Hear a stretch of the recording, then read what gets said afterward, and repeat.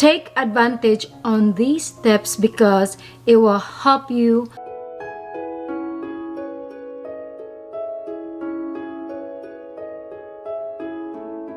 What's up everybody? Kumusta mga kabayan? Kumusta Philippines? Mabuhay Philippines! My name is Encabo. In today's video, it's all about 8 tips before going inside to the post office when you do mailing and shipping your packages, your boxes, or your credential documents on the envelope. In this video, it's all about 8 tips before going inside to the post office when you do mailing and shipping service for domestic and international. These steps are applies for domestic and international service.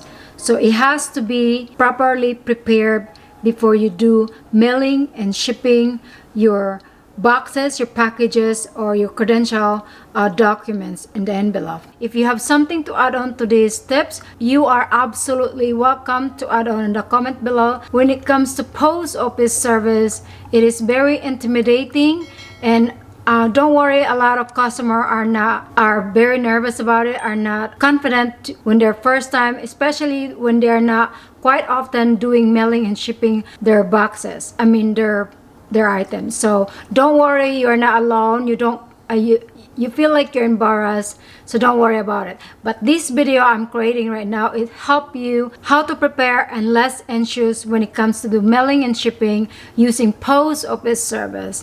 And let's begin. To all Filipinos out there, this is not balikbayan box. You know what I meant? Balikbayan box is really big box. If you're using the to mail using post office, if you want to mail your balikbayan box using post office service, it will cost a lot of money. I mean, fortune of money, because it's going outside the country. Okay, just to let you know, it's okay. You're welcome to mail using post office service with your balikbayan box. But so in this video, it's all about when you go inside to the post office retail window. Basically, these tips are giving you an idea before you do mailing and shipping service when you're using post office service. You are going to be prepared when it comes to do shipping service. For instance, when you are going to do mailing your credential documents and shipping your packages, your boxes to your loved ones. So you are going to be prepared and less anxious and confident about doing this. Don't worry, because I will help you to be more prepared. Okay? And hey, if you feel like you got a value in this video, please don't forget to subscribe and turn on your notification bell for my upcoming video next week. And let's begin. Tips number 1, be nice, because it feels like a lot of angry customers come to the post office. Don't get me wrong, no judgmental here, but it feels like angry customer, they go to the post office. They love to go to the post office to complain.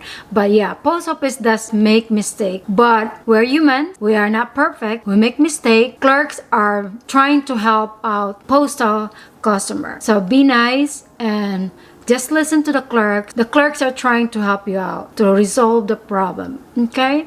So clerks working a lot of hours, different hours. So of course they're grumpy. I'm one of those. I'm always grumpy, but hey, peace to all the clerks out there, peace. But yeah, we work a lot of hours, so different hours. That's why sometimes we're grumpy.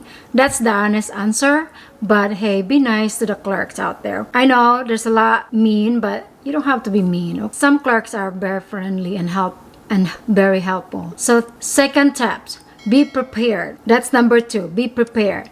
Box and envelope must be sealed and closed with a handwritten label anywhere on the box. Tips number 3, box or envelope have an address from and to. You do not give this to the clerk without address written label on the envelope, because the clerk will ask you, where is this going? So you don't want to do that. You have to address from you and then where it's going. And do not guess the address. It has to be accurate address, correct and accurate address. If you guess, it won't gonna go to the final destination. The same with this one, from you and then where it's going to. From to. The same with this one, from and to, from and to, okay? And also the box, from and to. And then after that, the clerk will give you an option for the service. You want to mail it overnight service, express, priority, first class, and ground. When things go processing to subject for processing. Envelope box has a handwritten label, the readable address. All right, the readable address you have to write anywhere on, like envelope or the box, like this one, and you can do it anywhere here. Okay. Tips number 4: avoid mailing hazardous materials. That's the tip number 4. You are not allowed to mail hazardous materials like alcohol, perfume, or very hazardous materials like explosive materials, but there's a certain stuff that you can mail. Alright? But you have to let the clerks know, because you don't want to take risks like flammable stuff, like explosive stuff. You don't want to do that. Okay? But there's a certain mailing service when you do the hazardous materials. You have to let the clerks know. Tips number 5 is cell phone. Cell phone is very important when you do like checking the proper address. Most of the time, customer, they wrote the wrong address. So if you have your cell phone with you, it's easier for you to check right there so that you don't want to step out from the line. If you don't put it in the correct address, or you leave this empty because you forgot, they put you aside and they will taking care of you later. And some clerks will put you aside, and then because the line it's long, they have to help the next customer. You know, it has to be like helping the customer next to you, the one that ready.